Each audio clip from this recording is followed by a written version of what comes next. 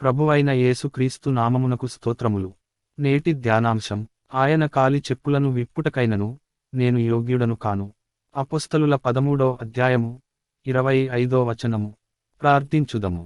ప్రభువా, గడచిన రాత్రికాలంలో విశ్రాంతి తీసుకొనుచున్న మమ్ము మీ కరుణతో రక్షించినందుకు మీకు కృతజ్ఞతలు.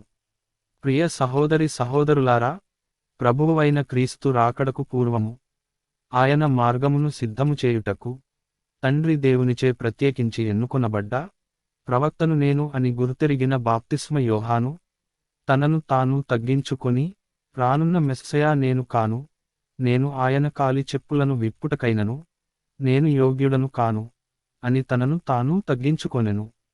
కావున మనము కూడా మనకు కల విశిష్ట మెలకువలను బట్టి గర్వించక అను నిత్యము తగ్గింపు స్వభావము కలిగి జీవించుటకు శ్రమించుదాం. ఆమెన్.